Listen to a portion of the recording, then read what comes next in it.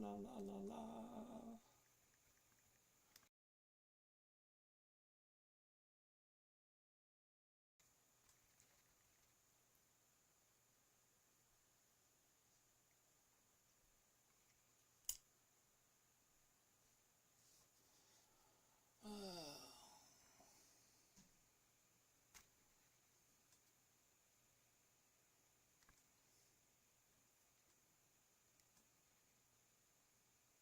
Ooh, low power mode. How the hell could that be?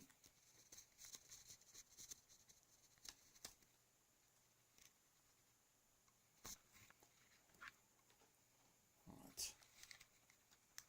Come on. No, not that one either. How about this one? There we go. Now I need to get this thing out of the freaking way. Come on. Ha ha ha.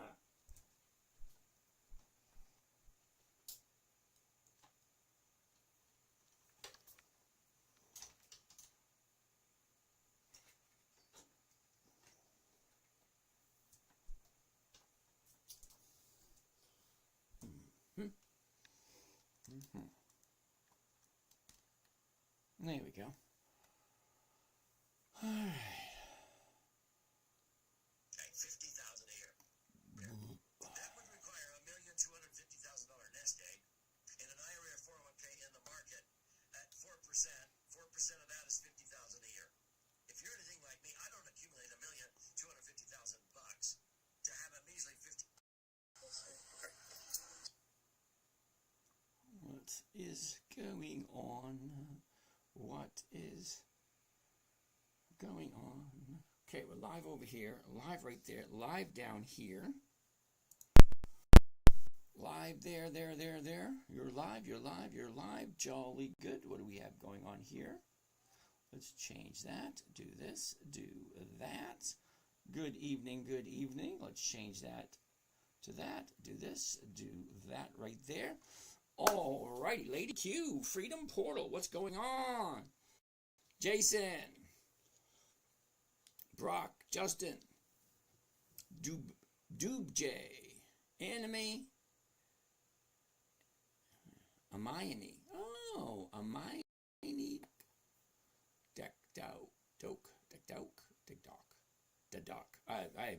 whatever it is. Anyway, besides the point.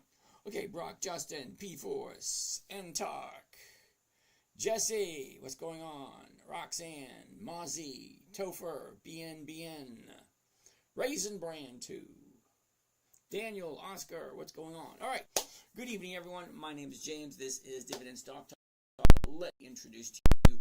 I invest in dividend stocks for weekly cash flow, looking for a simple, safe, predictable, consistent 1% per week. Let me go over the rules really quickly. If you're going to ask me to take a look at something, please make sure the company's profitable. Please. Profitable companies. I got no problem. You want to look at a stock? Great. I got a strategy. It's simple, it's easy, it's predictable, it's consistent. I average over 1% a week. That is over 50% per year. Now, it's not a magic pill. No, it's not a set it, forget type thing. You actually have to do something. Imagine that. You actually have to participate. Clara, good evening. Isaiah, what's going on? All right, so that being said, first and foremost, 2008, my 9-year-old daughter says to me one day, Daddy, what are you doing? Can you teach me? Now, I was trading stocks at the moment, and my daughter wanted to learn how to trade stocks also. But how do you teach a 9-year-old how to trade stocks when most adults don't get it? Most adults aren't consistently profitable. Okay? So how am I supposed to teach a 9-year-old? So the criteria, simple, safe, predictable, consistent, and no way for her to lose. That was it for the 9-year-old.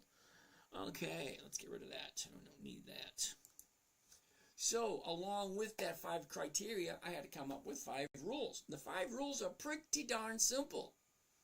They actually work pretty darn good. Rule number 1. Never buy something you don't understand or you do not want to buy and hold for the long term. Number 2.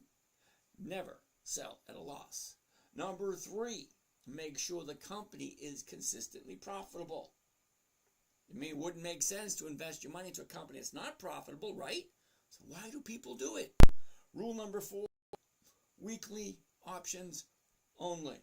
All right. Now, when I said I want weekly cash flow, the only way you're going to get that is 2 ways. One is buy and sell something that trades on a weekly basis, weekly options. Or 2, sit in front of my computer all day long looking for setups, teacup, double hot, but yeah, no, thank you. Okay, I've done that, been there, don't want to do that anymore. I'm perfectly happy with what I'm doing. Rule number 5, make sure all the numbers work. Now, you guys are going to ask me to take a look at some stocks. We'll take a look at them. Okay, now what I'm looking to find is a stock that is bouncing off of a 30-day bottom, which means stocks go up, stocks go down. As the stock's coming down, it's going to hit a bottom at a certain point, and it's going to turn around and go back up again. Well, why would I want to buy something as it's dropping? That makes no sense to me. Okay, and I'm not looking for bottom. I'm not bottom fishing. I'm not very good at it. I never, 30 years, have I ever picked a bottom. Okay, never in 30 years have I ever picked the exact top.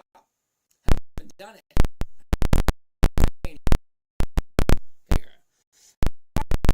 How are you today? I don't like that question. Are there any stocks for Gil? That's the stupidest question I've ever heard. Can you explain how the stock market isn't an AI present? Wow, Steve, I appreciate that. It's an interesting question, and I can't. Why should I? I've been dealing with the stock market for over 30 years, personally. So I've seen it 30 years ago, and I'm watching it now, and pretty much it's 30 years ago. Just all the strategies are the same. All the companies are basically the same. But yeah, I'm not quite sure exactly what you wanted to hear about that. Figure. What should I drop all my money on now if in stocks my financial success or ruin is in your hands? Oh, that's a big mistake. I don't give tips. I don't give advice. Terribly sorry. You're in the wrong place for that one. Ben, very random question. Are you familiar with Marvel technology? Hey, Ben, why not? Let's take a look at Marvel. First one. I actually have some Marvel. MRVL. Top of the list. MRVL. Now, what I'm looking for specifically, I'm ready to jump into a stock that I like. And it just so happens I like Marvel. It's on my list. I actually have some. So let's take a look and put it through the ringer, so to speak, and see how it measures up. I want to change that.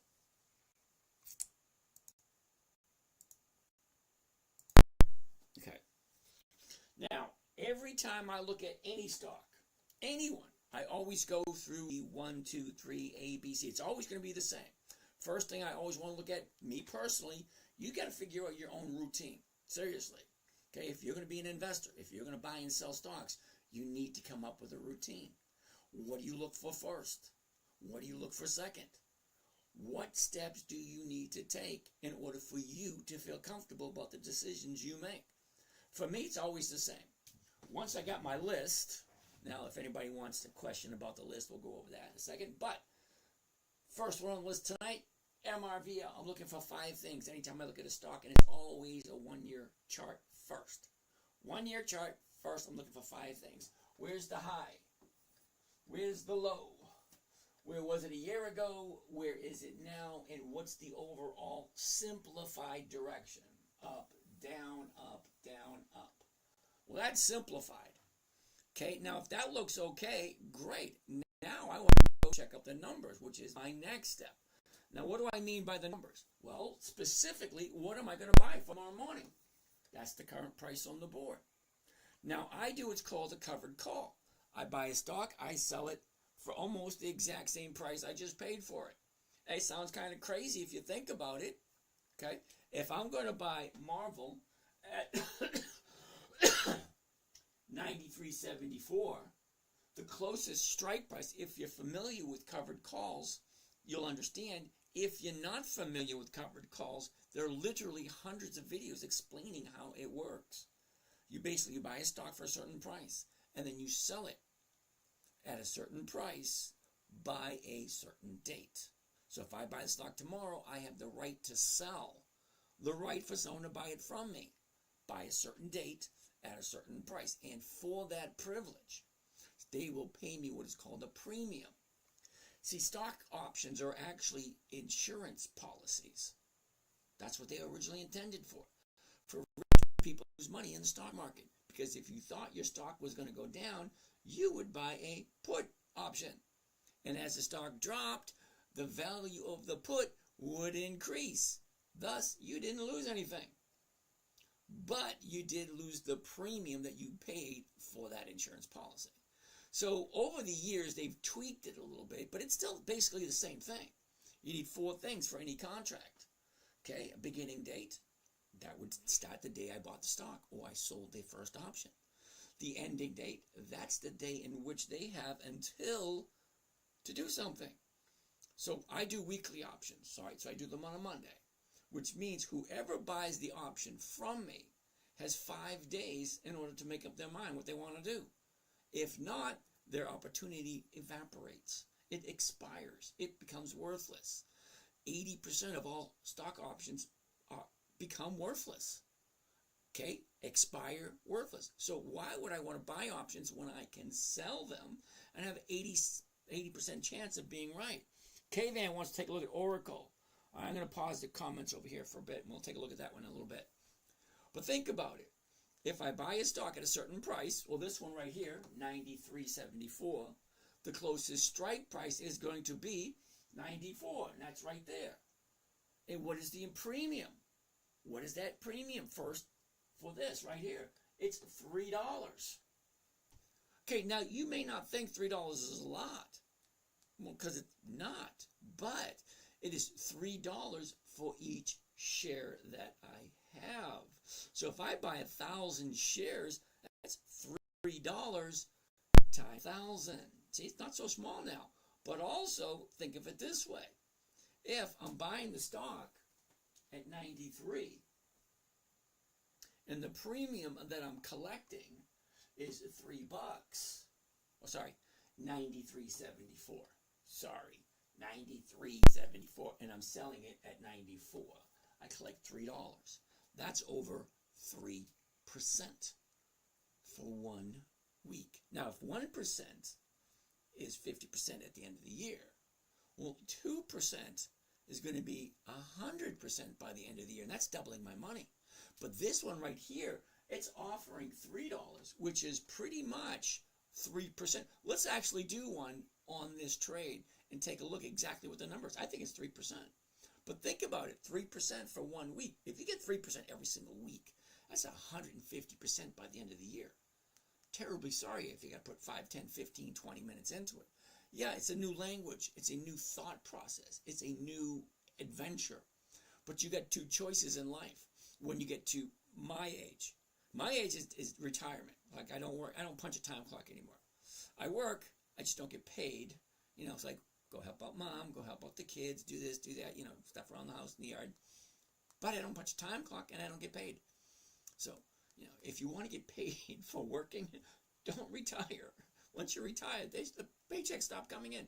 So anyway, as I was saying, for me, being retired, every single trade that I do has to lean more towards the being right than making a lot of money. Because I only want that 1%. Now, I'm perfectly okay with 1% because 1% every single week is over 50% per year. That's my goal. All right, but if it's going to offer me 3, yeah, I'll take it. So let's take a deeper dive into the chart, see what the chart is telling us, and see if it's a good trade or not. But it's going to come down to that same question. We're going to get to that question in a couple of seconds. Here we go. First thing I want to do is break up the glasses so I can see that 6-foot screen. I kid you not, it's 6-foot screen, it's 5 feet away, and I still need glasses to see the numbers. Oh, by the way, this screen here is live on YouTube, so if you can't see all these little tiny numbers here, you can go in the other room where the big screen TV is. Tell the kids it's time for bed. Time for bed. Daddy's taking over. Mommy's taking over. Go to your room. Something like that. Just commandeer the big screen TV. That way, this is live. Just a screen. Not me standing in front of it. Just a screen. That way, you can listen to what's going on, see the numbers on these. So maybe it'll make more sense. Because out of everything you get out of this, I got one question I want you to ask yourself. Does it make sense? Why are you giving your money to someone else? Oh, that's what I was getting at, the getting old part. Why are you giving your money to someone else to take care of for you? Because when you're retired, you get two choices and only two. Learn to invest the money yourself or give up accountability, let someone else do it for you, and you get whatever they decide you get. Sorry, I'm going to do it myself. Now, if I was going to leave it to someone else to do for me, I'd still be working. Yeah, no thank you. All right, so Marvel, here we go. We already did this high, low, the motion, blah, blah, blah, blah, all that. We already did all that stuff. Let's take a look at the numbers. A year ago, Marvel was at 84.01. We topped out the end of January at 127.84. That's the top. Bottomed out in April, we call that TDS day, 46.54. A nice little run up, little pullback, a little run up, a little pullback. I mean, that's what it does. That's what stocks do. It's doing exactly what stocks do. Okay, so we're looking at the third. The third, right there. Here we go. 30 days ago, here it is. This is your last 30 days. The high, the low, where was it? Where is it? Up, down, up. Well, that looks pretty good. Now, normally I wouldn't do this one because here's the opportunity here. Okay, here's the 30-day top. Here's your 30-day bottom. Me personally, I like 2 days to the upside, 1, 2, and then on the third day I will jump in right there. Okay, and then I'll look for my 1%. Okay, I would have got it and I would have got out. That's what I would have done. I didn't. I mean, I still own it. I just rolled it into the next week. I didn't sell it. So what did I? I don't remember. Don't get old, guys. It's it is what it is. All right, so anyway, here's the bottom. Now she's shooting back up again. It has a new 30-day high. It looks more to me like a time to sell, not a time to buy. That's just my opinion, though. What the hell do I know? You guys shouldn't listen to me. What the hell? All right, anyway, let's keep on keeping on. Sorry, I don't know who came up with Marvel. It's a good company, don't get me wrong. Actually, I still own some. All right, so Quantum Antenna, back again. Dude, how are you? He wants to take a look at Riley. Now, Riley, I did jump into last week because the numbers looked good. And I shouldn't be saying that until after I look at the chart, should I? Well, it is what it is. All right, so let's take a quick gander. Whoops, here's the high, here's the low, here's where it was, here's where it is. Down, up, down. Oh, that's not good. Yep, yes, I did buy some this last week. However, let's take a look at your last 30 days, which would be right about there. All right. So the last 30 days, here's your 30-day high, okay? She drops, shoots up, comes down, back up, back down, a new 30-day bottom on Friday. Perfect opportunity to jump in at dollar cost average for me. But I try not to pick bottoms, even though it does look like this could possibly be the bottom, because she did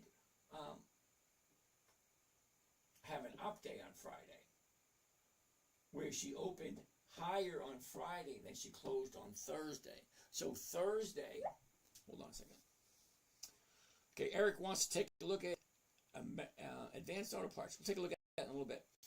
Okay, so on Thursday, we closed at 498. Okay, on Friday, we opened up at 504. So Friday, even though it made a new low for the day, it still opened up higher and it closed higher than it did on Thursday. So is it the bottom? Is it bouncing up now? I don't know. I mean, it looks that way. What else do we have? K-Van wants to take a look at Oracle. Oh, anyway, let's do the numbers on Riley because they're kind of nifty, I think. Yes, they are. All right, let's get rid of this, and we're going to do it on the fives because it's at $5, right? Why not do it at 5? Okay, let's get rid of this. Let's go to covered call right there in the fives. There. Why does that not look right to me? All right, here we go. You ready? This is what the order should sound like and should look like. Buy one covered call of Riley. 100, which is the weeklies. 7 November 25. That means it's going to expire this Friday. So if I buy tomorrow morning at $5 and I sell it to someone else at $5, I collect that premium right there. Now, don't get too excited that it's only $27. Just sit tight for a second. Okay? They have the right to buy it from me at $5. So I'm buying it for $5, selling it for $5. They have the right to buy it from me between Monday and Friday at $5. So what money do I make? I make this right here. That's called the premium. Okay, so think of it this way. If the stock goes up, great. I'm wonderful. If the stock stays the exact same place, doesn't do absolutely anything between now and Friday, great. I'm still fine. Here's the tricky part. Because stocks only go 3 different ways. Up, great. Sideways, great. If she goes down, well, now I got to hold on to it longer. There's the rub. That's why rule number 1 is never buy a stock you don't want to hold long term. Because if on Friday afternoon this stock is at $4.99, guess what? Well, I get to collect the premium. That's mine. Fine. But next week, I'll still own the stock. But I also got to collect the profit. So the profit's kind of like my revenue. Or think of it this way. Think of it this way. A vending machine. Okay, a little soda machine or a candy machine. You know, you put a nickel in, you turn the dial, you get your candy out. Well, this one we're putting a little bit more in, but not the point. So I got a vending machine that's costing me $473. That's it. Okay, so this week, a bunch of people came by, and my profit was $27. Well, to find out the rate of return, we're going to need the calculator. But think of it this way. As long as I own it, I can write this every single week. Now, every single week. Then this is only for one contract. And it's 473. So, well, what if you can get 100 contracts? What if you can get 1,000? See, we're all on a different journey. If you know what one is, how much one costs, and what the profit is, well, then you can decide, all right, well, I can get 7. I can get 17. I can get 24. Whatever you feel comfortable with. All right, so that being said, let's find out the actual rate of return. Now, you're probably used to a rate of return for the year because that's what we've been drilled into our heads since, who knows when. 5% annual percentage rate, 8% annual percentage rate. Oh, just think, deposit your money, we'll give you a CD, guaranteed 1.5% annual percentage rate. Totally different thinking now. I could do this every single week, so it's weekly return. And if you really want to know the annual, you take that weekly return, you multiply by because it's 52 weeks in a year. All right, calculator. I'm sure you all want to know what is here. So the maximum profit is right here, exactly right there. Max profit, $27. Now, remember when I said earlier, I'm looking for a simple, safe, predictable, consistent 1% a week? Well, when I say consistent, I mean weekly options. I can do it every single week. When I say predictable, when I say predictable, I know exactly what my profit's going to be before I even place the trade. For the most part, people usually just bought stocks and waited for the stock to move up. Well, here, I don't have to. Do I really care? Not really, because stocks only go 3 ways. They go up, down, or just sideways. So if I have a trading strategy where if it goes up, great. Sideways, great. Down, not so great. 2 out of 3 ain't bad. Meatloaf, that was back in the 80s. 2 out of 3. Anyway, dating myself. Yeah, Meatloaf, 2 out of 3 ain't bad. But here's the thing. The reason I like having all the odds stacked in my favor stock. Yeah, all the odds stacked in my favor. So the reason why I do dividend stocks is because dividend stocks are dependable and repetitive and consistent. They do the same things year after year after year. Yeah, the price changes, stock goes up, stocks go down. But here's the thing. Right around the dividend, when they're going to pay the dividend itself, use that as the precursor, or that as the measuring stick. How does the stock react to that? Because it happens 4 times a year. Okay, on the dividend date, the EX date. If you buy the stock just before the EX date, the stock has a tendency to go up. So if you know that when the stock pays a dividend, and most of the time the stock goes up in value, now I'm going to do a trade that's simple and safe and predictable and consistent. I can do it every single week because it's a weekly optionable stock. So now I know when it's going to go up. I know a simple, safe strategy where 2 out of 3 ain't bad. You know, if it goes up, great. Stays the same, great. Goes down, okay, well, at least the company is consistently increasing their dividends. Isn't that one of the rules? Make sure the company's consistently profitable. Well, if the company's consistently profitable, who cares if it goes down? Because if it's consistently profitable, they're going to increase their profits anyway. The stock price is only our perception of the value. That's really not a whole heck of a lot to do with the actual company, other than, you know, with the months. Okay, so if the company's making money and they increase their dividends, great, we get more money every year. Now, if I can do the right trade just before the dividend, buy it with a covered call, so I can buy it, sell it, and make the same amount, make money every single week. Well, now I'm getting the dividend, which increases every year, and I'm getting the opportunity to get 1% or more every single week with the option. Well, what's wrong with that? It's just a little bit of extra work, not a whole hell of a lot, but still just a little extra. If you understand it and you grasp it, it's like, no way, it can't be that easy. Because, talking to adults is very challenging because they're so skeptical, number one. Okay, children get it right away. My daughter was 9. She got it in 15 minutes. Great.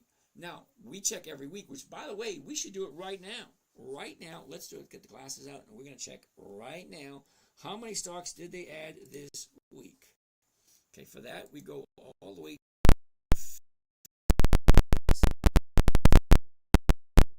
Week was 10,710 last week. Here's right Viz. Is right Wiener.